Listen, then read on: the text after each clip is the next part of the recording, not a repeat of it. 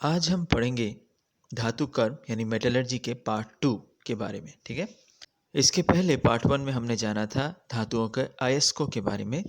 इस पार्ट में हम जानेंगे मिश्र धातु के बारे में। हालांकि थोड़ा बहुत जानकारी हमने पहले भाग में मिश्र धातु के बारे में जाना था। अभी हम जानते हैं कि मिश्र धातु की परिभाषा क्या है, वो किसे कहते हैं। ठीक है, तो ध्यान से देखो। जब भी दो या दो से अधिक धातुओं जब भी दो या दो से अधिक धातुओं या धातुओं के साथ अधातुओं धातु के साथ अधातु को पिघली या गर्म अवस्था में मिलाने से, पिघले हुए और गर्म अवस्था में मिलाने से जो नया समांग यानी इक्वल प्रोपोर्शन या अलग अलग प्रोपोर्शन डिफरेंट प्रोपोर्शन में या समांग या असमांग मिश्रण प्राप्त होता है, उसी को हम लोग कहते हैं मिश्र धातु।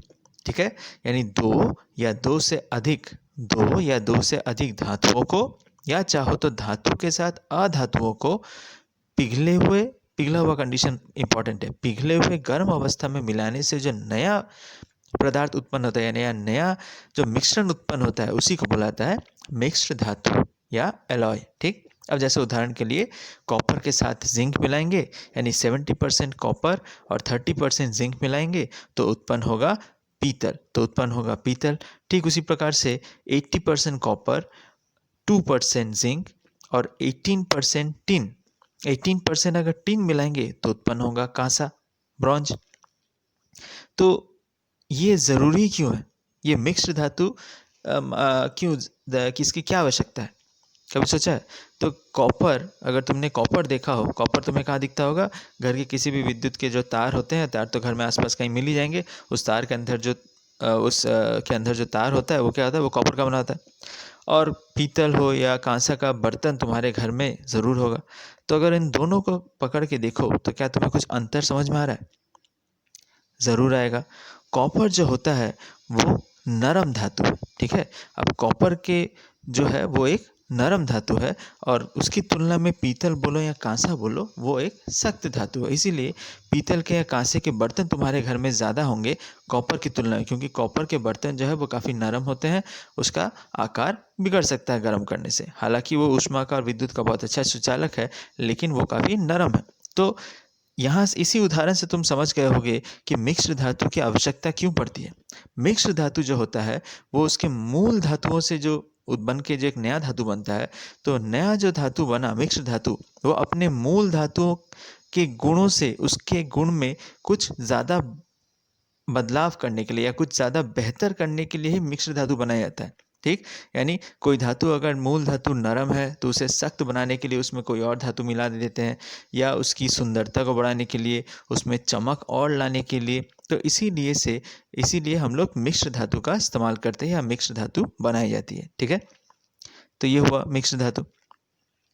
अब हम जानते हैं अगला टॉपिक जो है वो है एमेलगम। एमेलगम क्या है? बहुत ही इंटरेस्टिंग सा है, ये तुम लोगों ने बहुत जगह देखा होगा, या अपने दादा के मुंह में या दादी के मुंह में, या अपने हो सकता है किसी न किसी के मुंह में देखा ही होगा कि उनके दांत में जो है कुछ भरा हुआ है, जो सिल्वर जैसा लग रहा है, यानी चांदी जैसा लग रहा है, जो उनके दांतों में भरा हुआ है। तो उसे क्या कहते हैं? उसे कहते हैं फिलिंग। यानी बहुत जब दांत खराब हो जाते हैं, बहुत से बच्चों के दांतों में भी लगता है, जब दांत खराब हो जाते हैं ज़्यादा चॉकलेट खाने से दांतों में कीड़े पड़ते हैं, दांतों में गड्ढे हो जाते हैं, तो वहाँ पे क्या किया जाता है? फिलिंग डाला जाता है। ठीक, तो ये एमलगम है क्या? अब तुम्हें समझ में आएगा क्या है। देखो, ये भी एक मिश्र धातु ही है। तो हमने मिश्र धातु में जाना था जब दो या दो से अधिक धातुओं के साथ या धातु के साथ अधातु को मिलाते हैं पिघली हुई अवस्था में, तब मिश्र धातु बनता है। तो अब भी एमलगम में भी मिश्र धातु ही है, लेकिन मिश्र धातु में कम से कम एक धातु, दो धातु, कम से कम एक धातु उस मिश्र धातु में मरकरी होना चाहिए, यानी पारा होना चाहिए। ठीक, पारा के साथ कोई और धातु मिला के एमलगम बनता है। यानी एमलगम भी एक मिश्र धातु ही है, लेकिन कंडीशन क्या है कि कम से कम उसमें से एक धातु पारा होना अनिवार्य है। तो ये मिक्स्ड धातु पारा से क्या बनाया जाता है? पारा से जैसे सोडियम एमलगम है, जिंक एमलगम है, कॉपर एमलगम बनता है। ठीक, तो टिन एमलगम भी बनता है। तो इसका इस्तेमाल क्या है? एमलगम का इस्तेमाल क्या है? तो एमलगम का इस्तेमाल जो होता है पुराने यानी आज से हो सकता है 10-20 साल पहले तक एमलगम का इस्तेमाल होता था दांतों में जो है फिलिंग के रूप में। यानी कोई भी धातु जैसे जिंक मान लो या कॉपर मान लो, इसको पहले इसका एकदम पाउडर बनाया जाता है और फिर मरकरी के साथ इसको मिला के इसका एक ठोस रूप बनाया जाता है। यानी बहुत कुछ होगा तुम्हारा इसकी तरह, जिस तरह से माँ आटा गूंथती है और आटा में पानी मिलाने के बाद जब वो एक आकार धारण करता है नरम सा, जो आसानी से किसी भी रूप में ढाल सकते हैं, तो वैसे ही उस मेटल के पाउडर के साथ मरकरी को मिला के एक आटे जैसा मिक्सचर तैयार किया जाता है, जो और उसको क्या किया जाता है, दांतों में जो गड्ढे होते हैं उसमें फिलिंग किया, उसमें डाल दिया जाता है। ठीक, लेकिन ये एमलगम, मरकरी एमलगम जो है, हमें जैसे मालूम है कि एमलगम बोला मरकरी जो है वो हमारे स्वास्थ्य के लिए, मनुष्य के लिए बहुत ही हानिकारक है। तो इसीलिए अभी के डेंटिस्ट जो है इस मरकरी एमलगम का इस्तेमाल नहीं करते हैं। वो जनरली क्या करते हैं, पोर्सलिन का इस्तेमाल करते हैं या रेजिन का इस्तेमाल करते हैं। इवन गोल्ड फिलिंग भी आजकल बहुत ही चर्चा में है। ठीक, तो ये गया एमलगम। ठीक, अब हम जानते हैं कुछ मिक्स्ड धातु, और वो मिक्स्ड धातु जो है किससे बने हैं या उसके कॉम्पोजिशन क्या है, उपादान क्या है और उनका इस्तेमाल क्या है, वो हम धीरे धीरे जानते हैं। ठीक है, अब देखो सबसे पहला धातु जो है वो है लोहा। लोहा, इसका मिक्स्ड धातु क्या क्या है, स्टेनलेस स्टील और निकल स्टील। ये हम लोहा जब हम लोग पढ़ रहे थे धातु कर्म में तब भी हमने थोड़ा बहुत जाना था कि लोहे के मिक्स्ड धातु है स्टेनलेस स्टील या निकल स्टील। अब स्टेनलेस स्टील में क्या है, देखो इसमें आयरन जो है, इसका उपादान क्या क्या है, आयरन यानी Fe, इसका परसेंटेज है 75%।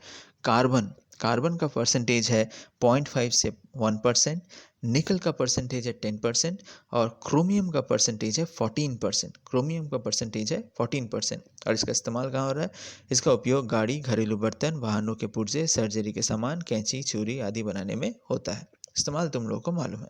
निकल स्टील देखो, निकल स्टील में आयरन है 97%, कार्बन है 1% और निकल है 2%। और इसका उपयोग होता है केबल, वायुयान का पुर्जा आदि बनाने में निकल स्टील का इस्तेमाल होता है। ठीक, इसके बाद सेकंड है कॉपर, तांबा।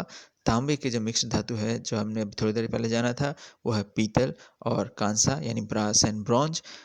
पीतल का कॉम्पोजिशन यानी उपादान है कॉपर है 70%, जिंक है 30%। इसका क्या उपयोग है मैं नहीं बोल रहा, तुम लोग खुद जानते हो, खुद पढ़ भी सकते हो, तो ये खुद ही जान लेना। ठीक, कांसा, कांसा यानी इसका कंपोजिशन उपादान क्या है, कॉपर 80%, टिन है 18% और जिंक है 2%। ठीक, इसका उपयोग क्या है ये भी आसानी से तुम जानते हो। थर्ड है जिंक, जस्ता। जस्ता का जो मिक्स्ड धातु है वो है जर्मन सिल्वर और गन मेटल। जर्मन सिल्वर और है वह गन मेटल।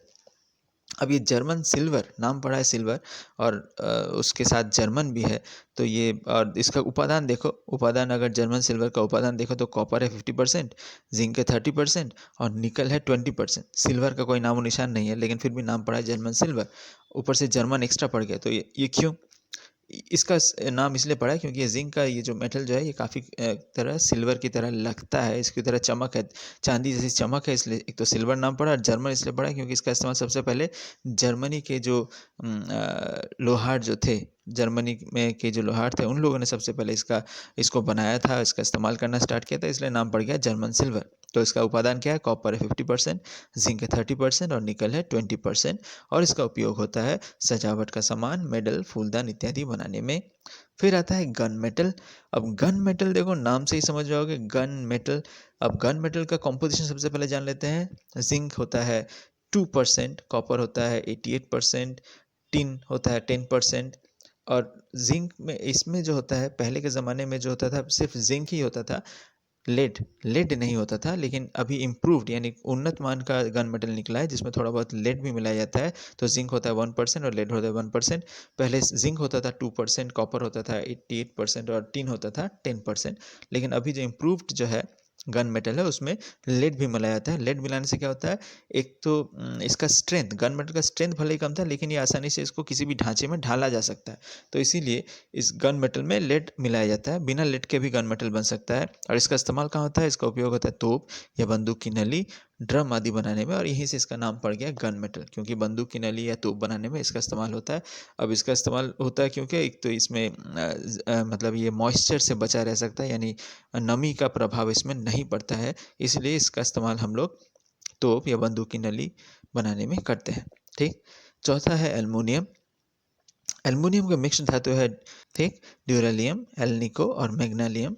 अब ड्यूरेलियम का कंपोजिशन देख लेते हैं, जिसमें एल्युमिनियम है 95%, मैग्नीशियम है 0.5%, मैग्नीज है 0.5% और कॉपर है 4%। ठीक, इसका उपयोग कहाँ है? इसका उपयोग विमान, रॉकेट, रेस के कार, प्रेशर कुकर आदि बनाने में किया जाता है। अब जैसे हमें मालूम है एल्युमिनियम वैसे ही काफ़ी नरम धातु है, नरम भी है और ऊपर से काफ़ी हल्की धातु भी है, इसीलिए इसका इस्तेमाल जनरली विमानों में, एयरप्लेन्स में ज़्यादा होता होगा। ये तो हमें जब एल्युमिनियम के बारे में पढ़ते तब भी जाना था। सेकंड जो है इसका मिक्स्ड धातु जानते हैं, एल्निको। इसका कॉम्पोजिशन देख लेते हैं। आयरन है 55%, एल्युमिनियम है 25%, निकल है 15% एंड CO है 5%। ठीक, और इसका उपयोग है शक्तिशाली तथा स्थायी चुंबक बनाने में, यानी अधातुओं का मिश्रण भी इसमें है। ठीक, धातुओं के साथ अधातु भी है। ठीक, मैग्नीशियम क्या है देखें, एल्युमिनियम 95% और मैग्नीशियम है 5% और इसका उपयोग होता है वैज्ञानिक उपकरण तथा एयरक्राफ्ट बनाने में। तो ये हमने कुछ मिक्स्ड धातु, तुम्हारे सिलेबस में ये 4 ही है, लोहा, तांबा, जस्तर, एल्युमिनियम। इन धातु के बारे में हमने जाना, इनके मिक्स्ड धातु के बारे में जाना, उनका कंपोजिशन भी याद रखना होगा, हमने जाना, और उसका क्या उपयोग है ये भी हमने जाना। ठीक है, तो ये वीडियो यहीं तक।